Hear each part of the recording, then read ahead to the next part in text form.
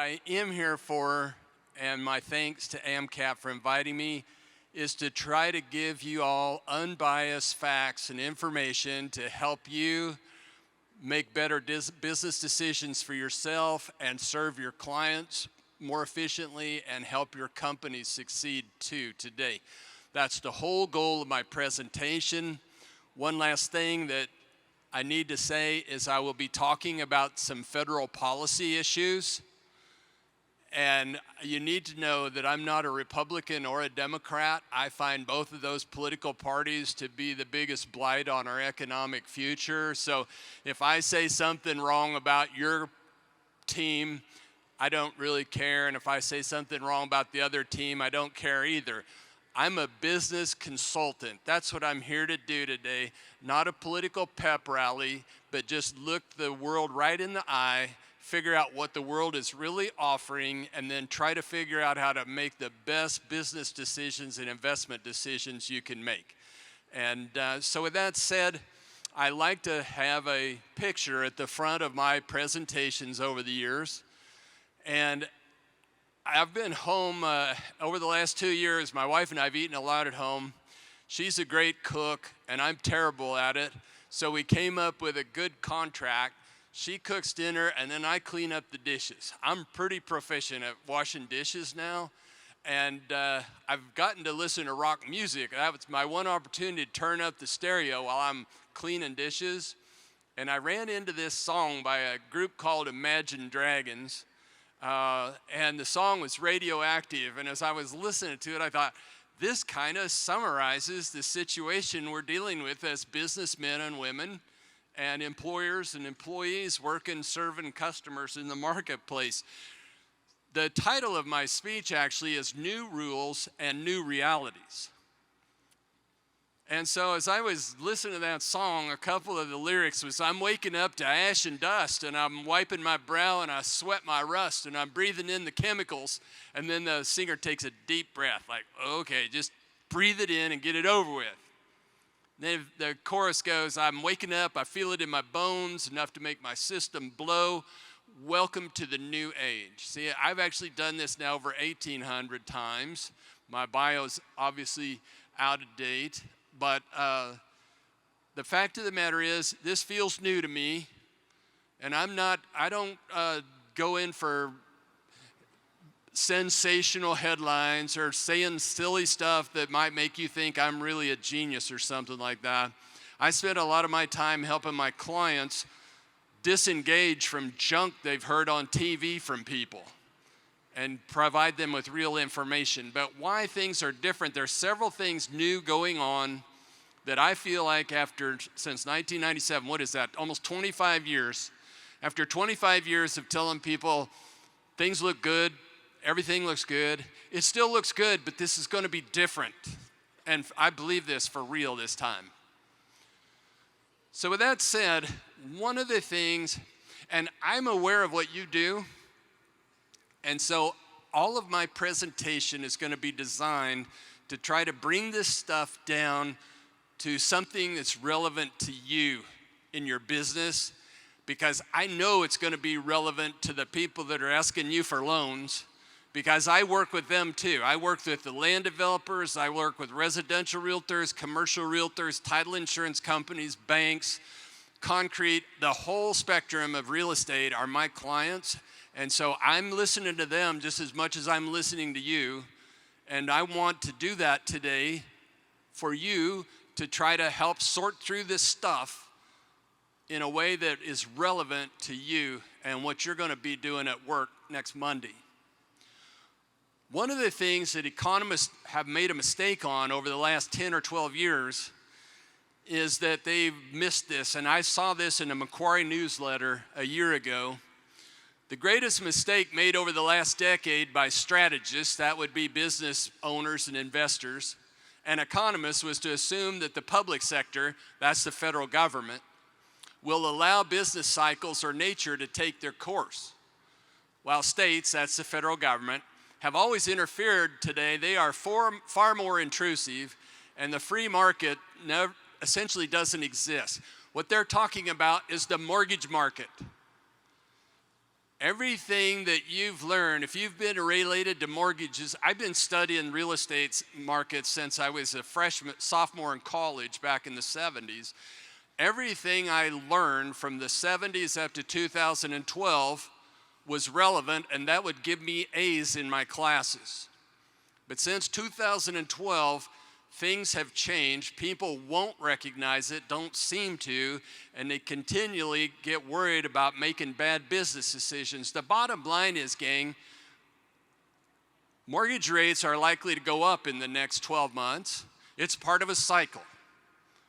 And so, you know, I would like to just see a show of hands. How many people in this room plan to stop serving customers if interest rates go up? See, when I first came into this business, I was told that if you talk to the real estate industry, the realtors in general, you can't say anything about slowing economy or recessions because they just won't listen to it. And I couldn't believe that.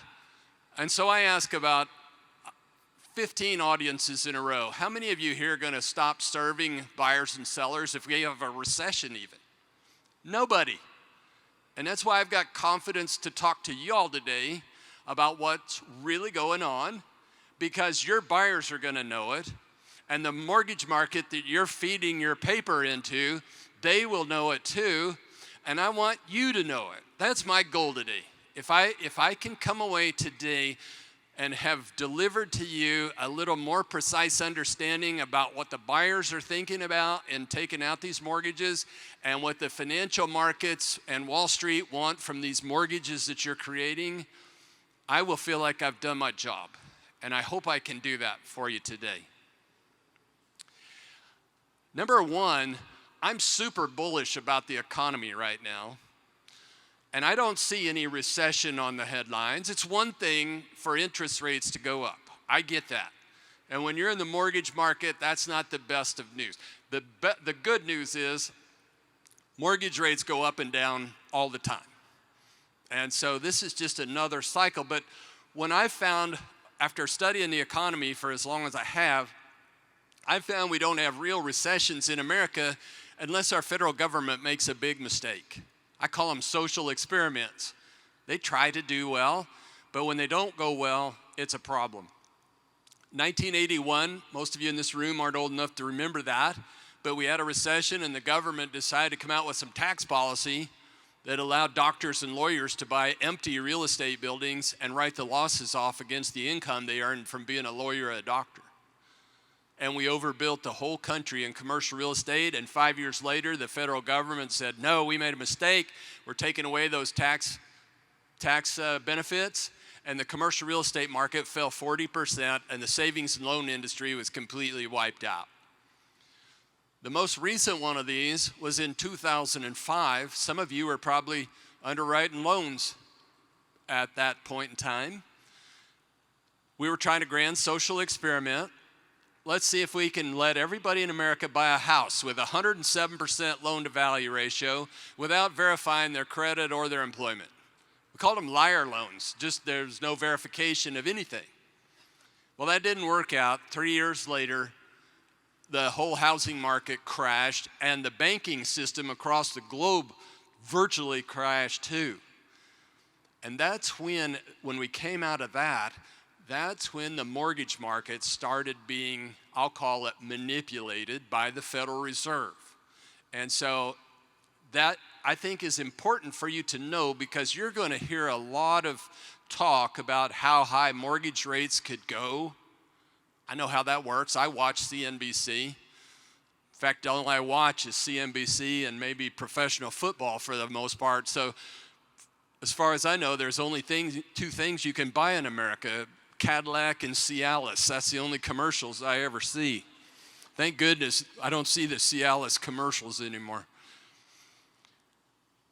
But there's a lot of grand social experiments going on right now. These are the chemicals. When I cited the lyrics there, I'm breathing in the chemicals. These are the chemicals. They're grand social experiments, and they're all going on exactly at the same time.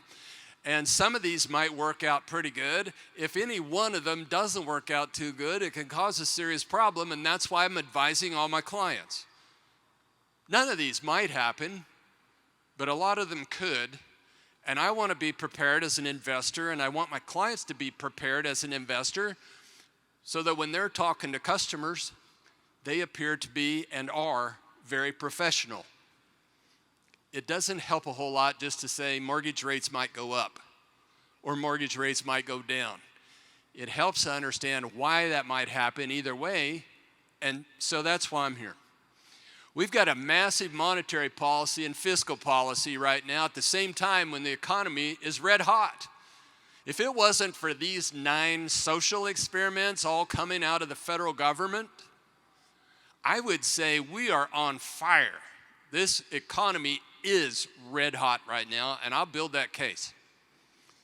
Look, I went to OU for a while, and then I graduated from UT, and then I spent 18 years at Texas A&M, and I went to OU before all of that, and so I don't blame you if you don't trust me. You don't believe a word I say. It's all documented here. I just offer it for your consideration. We're defunding the oil and gas industry because we want to go clean energy. The problem is if you do it too fast, oil and gas prices are going to be through the roof. I thought oil would be over $100 a barrel last summer, 4th of July, simply because people got tired of being home with COVID, and when they got the go signal, everybody'd start traveling again. We kind of got a partial go signal last year. I feel that way again. I think this Omicron thing, I feel like personally it's the end of the game for that. And people are tired, and they're going to start going back and doing things again. And so when they do, the price of oil is liable to go up as everybody decides to get on an airplane and go visit friends in their car. So I think oil could go up a little bit, and that's going to cause inflation for a while. And that's what's inflation. You're going to hear that word quite a bit because that's what's going to drive up mortgage rates. Not the government, not anybody else, the inflation in the United States. We've got an unprecedented labor shortage right now. Everywhere I go, people are short labor. I went to a doctor in College Station about 2 weeks ago, and I asked him, I said, hey, doc, I'm an economist. We were done with the session, and I said, how's your labor situation here? Are you getting hit by this? I ask everybody like that. I asked the people here in the stadium this just about 30 minutes ago. My doctor said, well, let me tell you, Mark, on any given day, I've got 13 people in this clinic working here, including me. Last Thursday, I had 5. And I said, were you in jeopardy of having to close shop that day? And he said, yes. And he said, and as a matter of fact, today I have 8, but almost all of them are temporary people. And basically, it's just me today.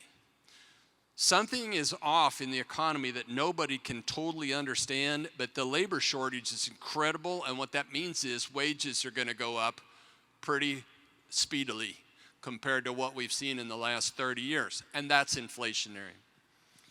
China is in a secular demand. I'm going to talk about China a little bit too, because, well, I'll get to that in a little bit. All you hear about is how China's the second strongest economy on earth. The only reason they're the second biggest economy on earth is because we allowed them to. Because we buy stuff from them. If we didn't buy stuff from China, they wouldn't be the 5th largest economy on the planet. And I'll talk about that in a little bit, but as China's economic future turns darker and darker, labor and goods production is going to move away from there. And when they do, if it moves back to America or to Mexico, the wage rates are going to be higher, and that's inflationary.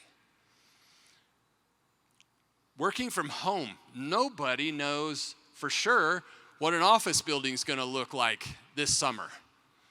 I saw PricewaterhouseCoopers, they go by PwC now. They did a survey last fall and asked, these were people that were working at home and had been working at home the entire time for almost a year and a half after COVID because they could work from their computer. Survey them, said, how many days a week do you want to be in the office when we get the all clear? 47% said, I don't want to come back ever. 15% or so said 2 days, another 15% said 2 days, and the other percentage said something different. As we sit here today, it's very unclear what that's going to look like going forward.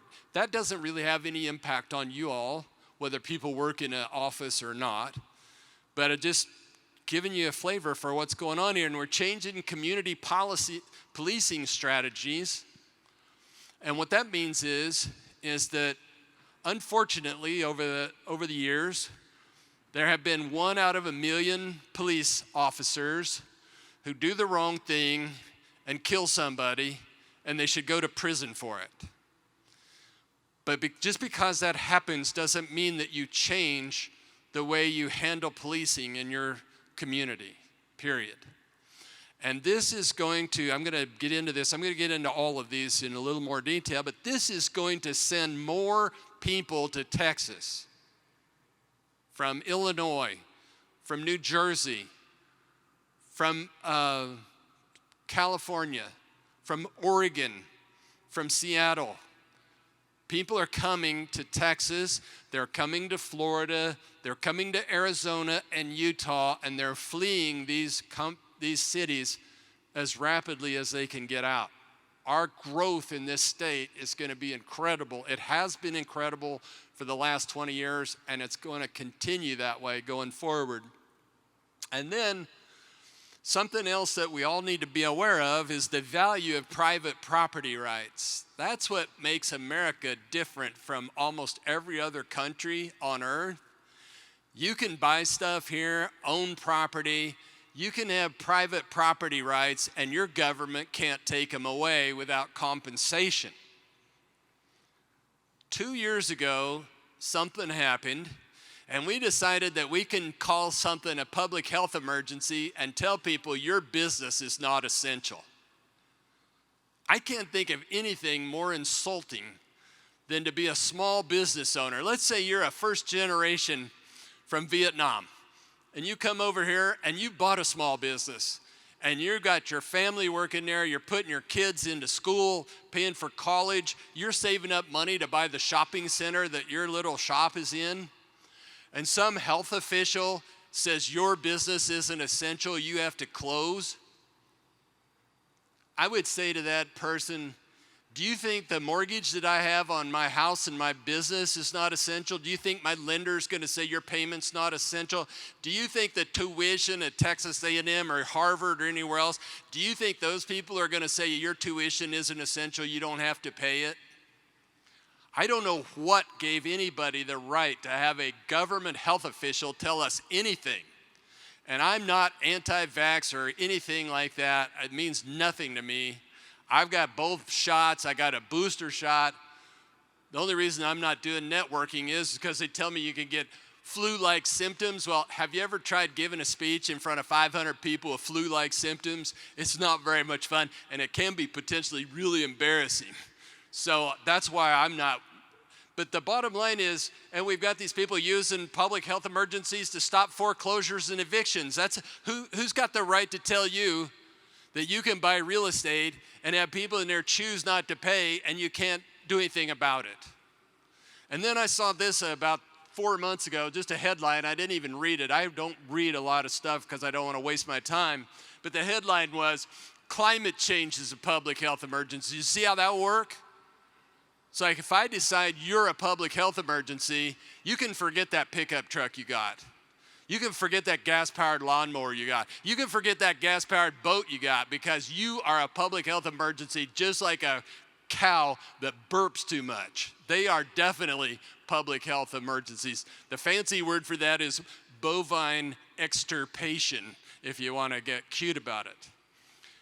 I hope, and I'm never a fan of litigation, but I hope the American people sue these people through the gills, and this is adjudicated in the Supreme Court of the United States, that this will be the last time in my lifetime that some health official from a county health department can tell me or you or anybody else that your business is not essential. And it's happening, and it will continue to happen. And that's good news. I have quite a bit of good news, and I've got some difficult news. I've had comments from people say, how can you be so optimistic and pessimistic at the same time? And the answer is, I'm pessimistic about ever having the federal government show any competence to do anything, but I'm optimistic that the American people can survive an incompetent government because they've been doing it for a couple of 100 years. They always do. And don't clap, you don't need to do that. Some people say, when are you going to run for office? And the answer is, I'm not qualified to run for office at the federal level because I like trading stocks.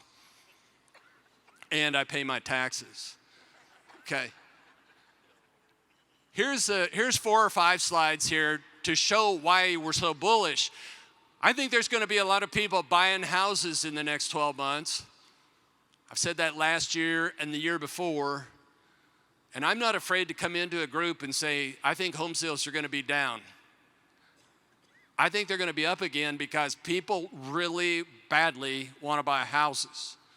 And I feel like it's possible that home sales volume could actually be higher in 2022 because 2021 was limited by short inventory. We don't have enough houses for sale anywhere in the country.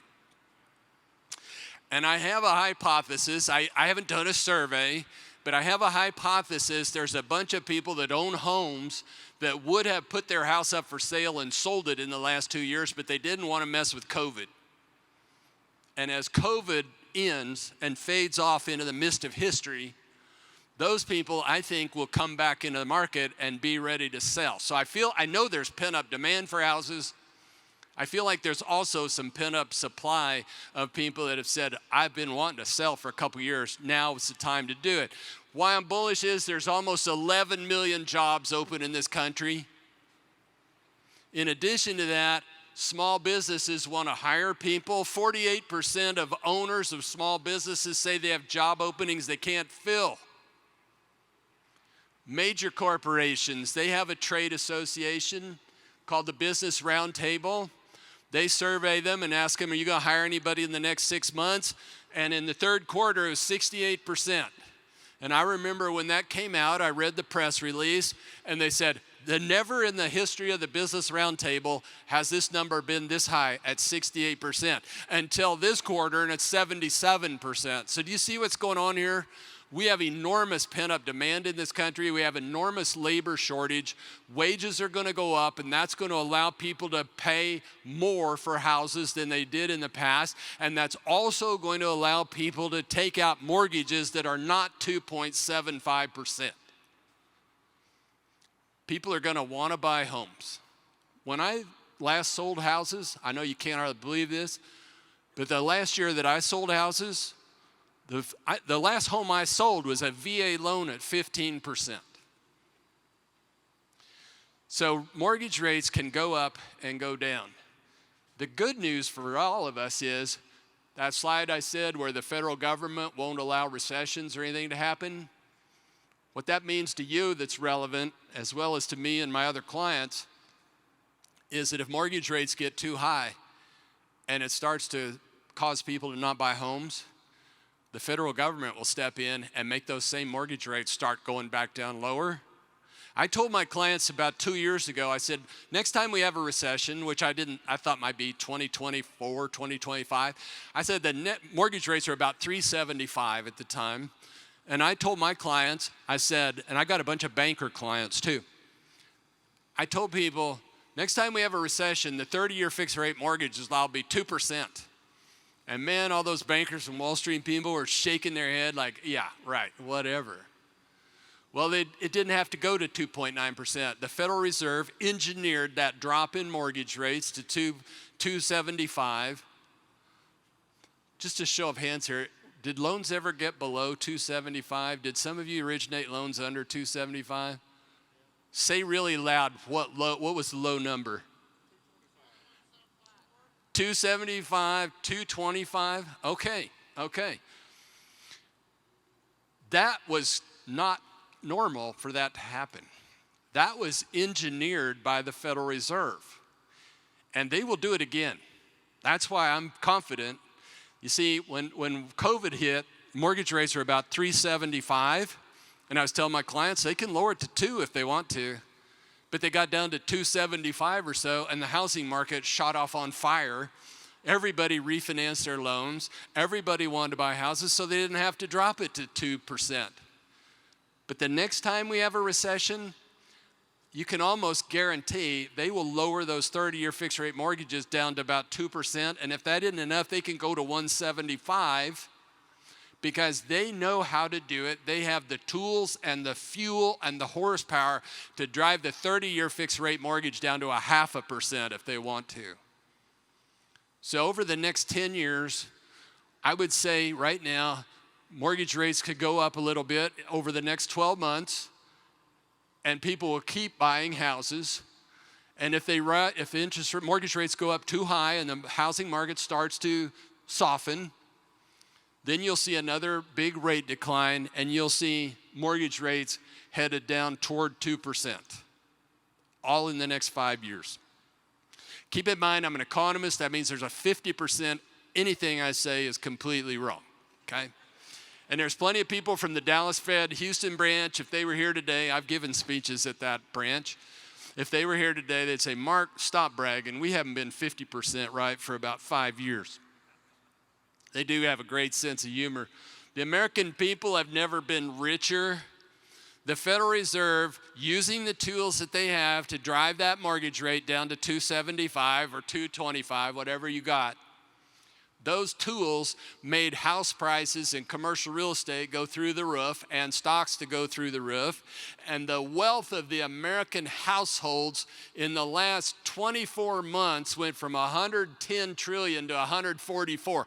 I just updated this slide at the end of December. I had no idea this was this crazy. And the last one I want to mention to you is that your customers out there that are talking to you about loans, they are in position to buy anything. There's going to be a lot of pent-up demand in this country. This is the debt service payments as a percent of disposable income. And at 2008, it got up to 13%, and now it's down to 9%. The American people have refinanced all their debt. They've saved some money and paid down some debt. And so their income left over after they make loan payments has never been higher. What is America's biggest comparative advantage in the world? Spending money. There's no country on earth that can outspend the American people because we like to buy stuff. And that's called pent-up demand, and our country's full of it right now. So that's why I'm bullish. Right now, as we sit here today, our economy is white hot. That's why we have such a labor shortage. So let's talk about inflation a little bit, because here's the tie-in to you. The interest rate that you offer a client is kind of pegged to the interest rate on the 10-year government treasury bond. If you want to know what's going to happen to mortgage rates, at least the trend, you watch the 10-year treasury rate. If that's going up, your mortgage rates are going to go up. If that's going down, your mortgage rates are going down. So then the follow-up question is, okay, fine. Well, then what makes the 10-year treasury go up? And once you've got that link, then you've got it all. And what makes the 10-year treasury go up is when investors all over the earth start thinking that the United States is going to have higher inflation. And that's what's happening, at least temporarily, right now. So there's two paths to inflation. It is higher. 7%, that's a pretty big number. That's a huge number. But it's not. Let me show you something about this. A lot of people say, wow, this is unprecedented. I've never seen this before. And I found out why, because there's nobody alive that experienced this anymore. The last time we saw inflation like this was World War I and World War II. This COVID experience is very similar to what America experienced in World War I and World War II. Both wars, the soldiers were overseas working, making money, nothing to spend it on, and sending it home. The spouses were at home. They're working in factories. There's nothing to buy because everything is rationed. And so they're saving their money too, and they're postponing buying stuff. And when the war's over, they have a whole lot of savings. They have an enormous amount of pent-up demand, and that's when prices go high. COVID, for the last 2 years, a lot of people have been saving money. A lot of people haven't been able to buy stuff, haven't been able to travel, do stuff they want, go to a rock concert, go visit friends. People have money. I've already proved that for you with the facts. And when we get the go signal, this country is going to go crazy with pent-up demand, and prices will continue to go up for a while. But then look what happens here next. Prices went up after the war, 17, 15, and then they dropped 11, and then they dropped 6. That's called deflation, and that's when interest rates start going back down. That's how the cycle works. Prices increased more than 80% in that 4-year period after World War I was over. The same experience, I won't belabor it. I've given AmCap permission to distribute this to anybody that wants it, if you find it valuable at all. World War II was virtually the same thing. Just one note there, food prices rose by 55% in 18 months. This is what happens when you have a lot of savings and a lot of delayed consumption. And that's one thing you can count on the American people year in and year out, Republican or Democrat, whatever you want to call yourselves. No American is willing to tolerate deferred gratification. We don't do that. We want to buy stuff and we want to buy it now. So we're in a position right now, like I mentioned in those chemicals I mentioned to you early in the presentation, we're defunding the oil and gas industry at a time when people are about ready to hop on planes and cars and cruises and all that. I think the price of oil could easily go over 100. It's already to 90. I don't see why it wouldn't go to 125 temporarily. And back in the 70s and 80s, we had two things going on. We had oil go up a lot, and we had strong labor unions with wages going up. The other path is what happens when your government spends too much money and people all over the world lose confidence in the government of the United States of America not to just give away so much money that they can never pay back their debt. And when that happens, gold and Bitcoin prices start to skyrocket. And number 5, people start buying hard assets. Hard assets, that just means real estate for the most part. If you're a farmer, that means buying another quarter section next to the one you have now. Or if you only need one combine, buy 5 combines because you'd rather have 5 combines than money in the bank.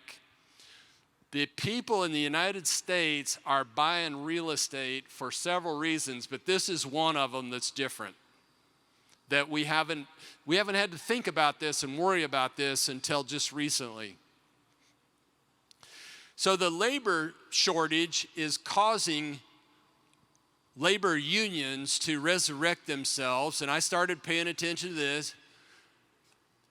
24,000 workers went on strike at Kaiser Permanente. Kellogg's cereal plant workers went on strike.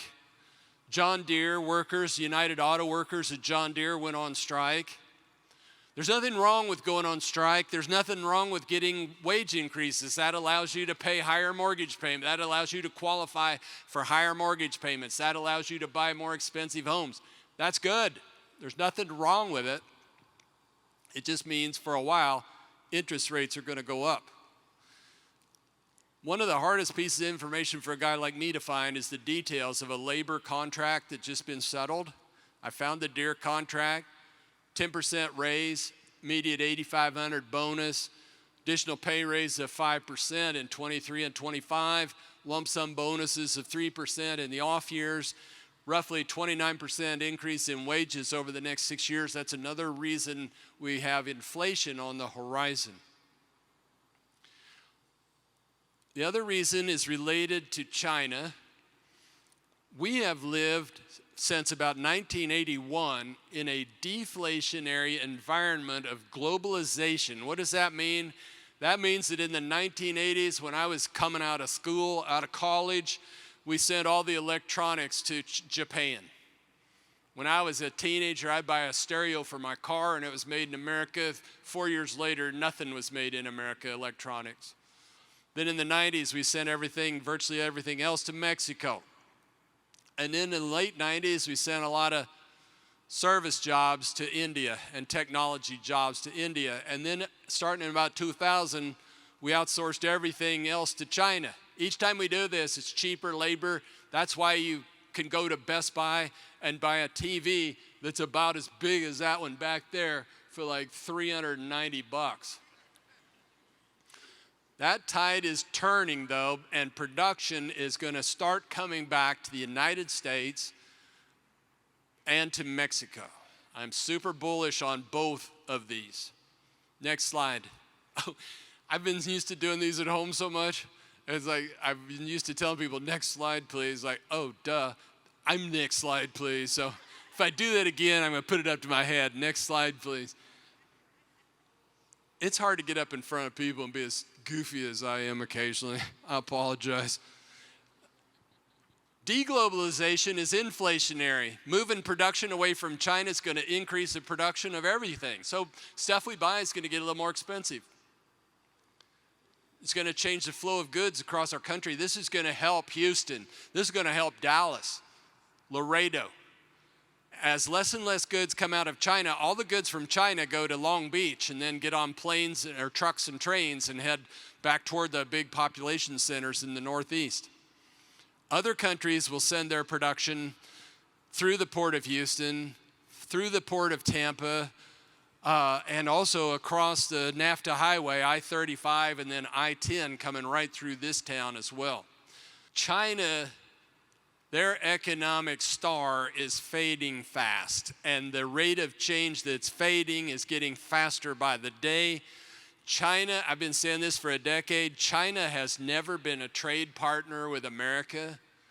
A trade partner, if you and I are partners, I buy stuff from you and you get wealth and jobs, and you buy stuff from me and I get wealth and jobs, that's called a trade partner. China doesn't buy anything from us. I remember a decade ago saying, what do we got to sell them anyhow? Paris Hilton videos? I mean, surely we got something we can sell them. Donald Trump put the thumb on them and made them sign an agreement to buy $2 billion worth of stuff from us back when he was president, and they didn't do it. They didn't even come close. That's not a trade partner. China is a subcontractor for America. We're their customer. If we stop buying from them, they're a third world country and they're never going to get out of it. And over the last 2 years, this is more that new rules, new reality stuff. In the last 2 years, they're no longer a reliable subcontractor. They're an unreliable subcontractor because if they get 5 COVID cases, they shut down a town of 10 million. And if one of those is a port where all the stuff that we want to buy in this country, it's hung up in that port because 8 people got COVID, they're not reliable anymore. But they got way bigger problems than COVID because they are quickly becoming something else other than an unreliable subcontractor, and that's an enemy. All of us have had enough customer service training to know it's not a good idea when your best customer thinks you're their enemy. Well, that's what's happening. And it's not just the United States. Businesses all over this planet are getting out of China as fast as they can. They realize, boy, were we stupid to rely on China for everything that we sell and make to the public, including medicine. So China's not going to have to worry about being a global power for very much longer. Just to give you an idea of what's going on here, I'm sure some of you in this room already bought an electric vehicle, or you think electric vehicles are really cool and you want to get you a battery-powered lawnmower and all the other battery-powered stuff. Well, this is how serious the situation is. The bottom line is, if you want to buy an EV, if that communist dictator over there in China, whatever his name is, If he doesn't want you to buy one, you won't be buying it. China tightly controls a key metal. That's manganese. I didn't even know what manganese was. I've heard of milk and magnesia. I'm 67. I haven't had to take it yet, but it's in my future. I'm looking forward to it, okay? But manganese goes into batteries. I circled this down in here. Let me see if I can read it. Yeah, China produces more than 90% of the world's manganese. 90%. Without manganese, no battery. Capiche? That's the only Chinese I know, by the way. China EV batteries makers are grappling for graphite. There's another one. I thought graphite was just golf clubs. That's the only thing I cared about, graphite. And then I read that China controls 70% of the graphite in the world too. Lithium, we've all heard of lithium batteries. Cost of lithium's gone up 250% just in the last 2 years. And we're not hardly making any electric cars now, or electric trucks, or electric everything else. What do you suppose is going to happen to the price of lithium when we start making 1 million cars a month, whatever? But then as I found this information, I noticed this down here. China currently dominates the battery processing market and is responsible for 80% of global battery chemical refining in the world. 80%. Do you see why I say, if that communist we got to be careful. I need to contact, if you have a contact over there in the Olympics, tell some of our superstars to throw them. If there's a Chinese person in second, we need a couple of them to tank on purpose, because we can't go over there to China and win all the gold medals and then have the Chinese dictator tell us we're not getting any chemicals for EVs or medicine that they make either. You see, the globe is deciding this ain't working. And that's why China ain't working either in the future. I wouldn't invest a penny in China. I'd rather gamble in Bitcoin than invest in Chinese companies. That's the backward. You've done that before. You can stop. Here's the good news. General Motors going to try to build a $3 billion electrical vehicle manufacturer right here in Michigan. And Ford and General Motors are going to make computer chips here in the country. And I think it was Samsung just announced they're going to build computer chips in Taylor, Texas, right out in the middle of near Austin. That's going to happen over and over and over. But my question is, if we have such a labor shortage, how are we going to staff all of these plants that want to come back to the United States? That's why I'm bullish about Mexico too. The jobs are going to try to come back to the U.S., and if they can, they will. But if they can't, they'll go to Mexico. So meanwhile, this is what's happening to houses. Remember when I said one of the things about inflation is people want to start buying hard assets? Let's look at hard assets or real estate. Home prices went up nationally 18% last year. The Federal Reserve Bank of Chicago said that farmland values were up another, same number, 18% from a year ago. Commercial real estate prices went up 24% in 2021, and sales of commercial real estate assets hit a record high. House prices are at record highs, commercial real estate is at record highs, farmland is at record highs, and people can't buy it fast enough. And my hypothesis is just because the 30-year fixed rate mortgage goes from 2.7 to 3.7 isn't going to put a dent in this.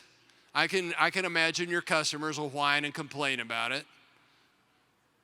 But the bottom line is, if people ask me about buying a house, they'll say, are we in a housing bubble? I'll say, no, we're not. People just decide they want to buy a house. They want to own houses. And they're willing to pay cash for them too. That's not a bubble. I don't see any housing bubble here. The reason house prices are going up is because we have a housing shortage in virtually every city in America that has job growth. And the reason for that is because we're not building enough. This chart shows that back in 1965, we only had 194 million people in America. We were building 1 million houses a year, and then we went for about 10 years, from 2008 to 2020, that's 12 years, we never built 1 million homes, and the population, meanwhile, was 332 million. We haven't built enough homes for about 12 years in a row now. That's why there's no inventory for sale, and that's why prices will continue to go up. If someone were to ask me, what do you think, would you buy a house right now in Houston, Texas? I would say in a minute. If I sold my house in College Station, I would buy a house in Houston in a minute, because if you think house prices are high now, wait a couple of years and see how much higher they are. And then when we get in a recession and the Fed lowers mortgage rates down to 2%, watch what happens to home prices when you can offer everybody a 2% mortgage or a 1 3/4 mortgage, and the house prices will go through the roof again. I think there's going to be intense demand for real estate going forward. Okay, let me see how we're doing on time, just a second. Yeah, I think I've talked about this enough. I'm going to finish with that, so I'm going to skip this because I want to talk about something else. This is how I see this new age play. Well, okay, I'm going to take 2 minutes and just explain what those slides were. Here's how things are going to play out. Actually, you can look at those slides because I'm explaining it right here in these two slides. The decline in China is going to, this is Act 1. We're right at the early stages of Act 1. The 10-year Treasury is just now starting to rise, and it's probably going to go up some all year long. Hey, let me say this right now. If I was working with you in your office, I would anticipate some people go, oh my gosh, mortgage rates have gone up 50 basis points. I feel like I've missed the market. I'm not going to buy right now because rates are up 50 basis points. I'll work with your leadership team here, and I'll give them a chart that shows what the 30-year fixed rate mortgage has been since 1960. It's a chart of the whole thing, and it starts out when I was still in real estate when it was about 18%. And over the last 40 years, it's gone from 18 down to about 2.5. And why I like that chart, I recommend that for people that sell houses too, to talking to buyers. If they get nervous and say, oh, I've missed it, the mortgage rates have gone up a little bit, I say just show them this chart to say, yes, rates have gone up a little bit, but let's look over history at how low these are historically over the last 50 years. And it makes a whole lot of difference when you realize this is an amazing gift to get a 30-year fixed rate mortgage even at 4 or 4.25, 4.5. What I see unfolding is that China's decline is going to increase, and that's going to add to global inflation, and the chronic labor shortage is going to lead to higher inflation. And I think that the Fed funds rate, which is 0, as we said here today, could be up as high as 2.5% in the next 2 years. And I think the 30-year Treasury could go up to 3% sometime between now and in the next 2 years. But demand for multifamily and industrial real estate is on fire. Demand for all commercial real estate is on fire. Demand for farmland is on fire. And so your buyers out there are going to continue to want to buy in the marketplace. And then this is what happens in Act 2. And I think this is 3 or 4 years out. But the Fed pushes interest rates a little too high, and the stock market falls 20% in 1 week. 1 week. The stock market fell pretty dramatically a couple of days ago. It's fallen kind of dramatically a couple of times. One time when the Fed did this wrong, back in 1987, they pushed interest rates up too fast, and the Dow fell 22% in 1 day. That would be like the Dow falling 7,000 points in 1 day. The Fed knows that, and so what happens is they'll raise rates, hopefully, and then all of a sudden the stock market will have a bad reaction. That'll be the end of the rate hikes, and guess what? They start lowering rates down again. And then 3 years out or so, all this pent-up demand I've been describing to you has been satiated. It's like everybody's bought what they want to buy. And that's when you have a mild recession. And then what happens is The Fed funds rate goes back to 0, but here's where the quantitative easing comes in, and the government comes in, turns the machines on, and drives that 30-year fixed rate mortgage down to about 175. I know you don't hear this from very many people, and it's easier for me to offer an opinion that's substantiated with logic and facts than it would be for you to recommend this to a client. But this is what would be in the back of my mind if I was getting a mortgage. Let's say I sold my house and moved to Houston, and let's say the 30-year fixed rate mortgage was up to 4%. I would still buy the house for sure, and I would be happy to take that 4% mortgage knowing that when we have a recession within the next 5 years, the 30-year fixed will go from 4 down to 175 or 2%, and I'll refi again. And meanwhile, over the 2 years that I bought today, my house will have gone up in value. I can refinance at probably 2% or so within the next 5 years. So you can't tell people that, I don't think, without getting in trouble. But just have that in the back of your mind, because that's what your buyers are going to be thinking too. So with that said, that's the end of my prepared remarks. I would like to thank AmCap for inviting me to be a part of this program. I want to encourage you. You live in the best state in the country and the best country on earth.